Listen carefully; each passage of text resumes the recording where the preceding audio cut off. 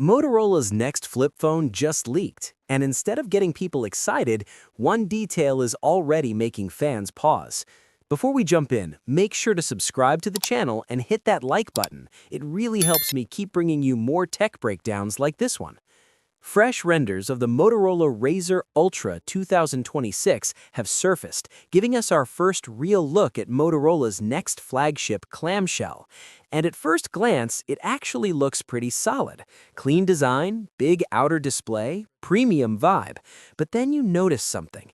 It looks thicker. Like noticeably thicker than what we're seeing from competitors right now. And that one detail could make or break this phone. Now here's why this matters. In the flip phone world, thickness has quietly become one of the biggest battlegrounds. A couple of years ago, just having a foldable that worked well was enough. But now, brands are competing on refinement, slimmer builds, better hinges, more pocketable designs. Take the upcoming Samsung Galaxy Z Flip 7, for example. It's expected to come in under 14 millimeters when folded. That's insanely compact for a device that literally folds in half. And it shows where the industry is heading. Thin, sleek, and easy to carry. So if Motorola shows up with a thicker phone in 2026, it immediately raises a question. Is this a step backward or a smart trade-off? Let's talk about what the leaks actually show. The renders, coming from reliable sources like OnLeaks, give us a pretty detailed look at the device. We're looking at a classic clamshell foldable design, similar to previous Razr models, but more refined. There's a large cover display on the outside, which Motorola has been doing really well lately. It looks like you'll still be able to interact with apps, notifications, maybe even full experiences without opening the phone.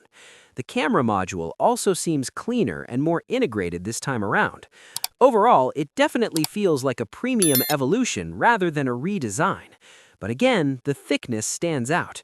When folded, the phone appears chunkier than expected, and in a category where brands are racing to go thinner every year, that's a bold move. Now here's where things get interesting. Thickness isn't always a bad thing. It depends on what you get in return. One possibility is battery life. The Razr lineup has historically lagged a bit behind when it comes to battery performance, so if Motorola is using that extra space to pack in a bigger battery, that could be a huge win. Because let's be honest, a foldable that dies halfway through the day is still one of the biggest pain points in this category. Another possibility is cameras. Foldables often compromise on camera quality because of space limitations.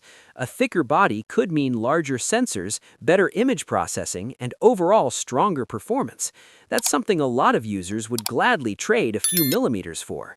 There's also the chance of added features, like improved durability, better hinge mechanisms, or even support for newer standards like Key 2 wireless charging. So the real question isn't just, is it thicker? It's why is it thicker?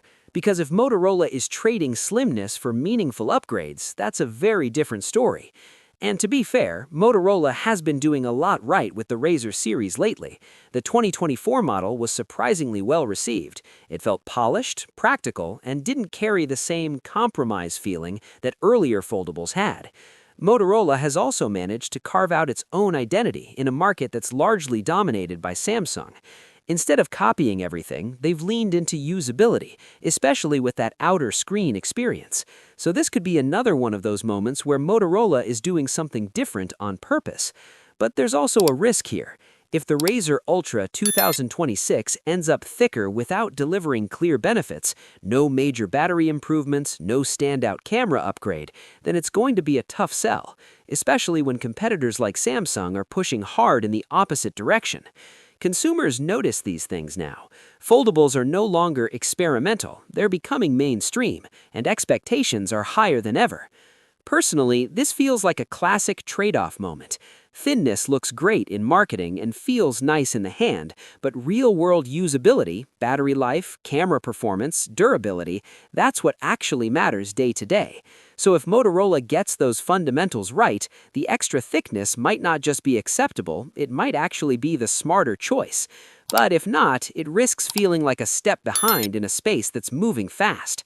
At this point, all we have are renders. No confirmed specs, no hands-on impressions, so it's still too early to judge definitively. But one thing is clear, Motorola is making a statement with this design. The only question is whether it's a bold move forward or a misstep in a market that's getting thinner by the year. What's your thoughts on this? Let me know in the comments section. See you in the next video. Take care.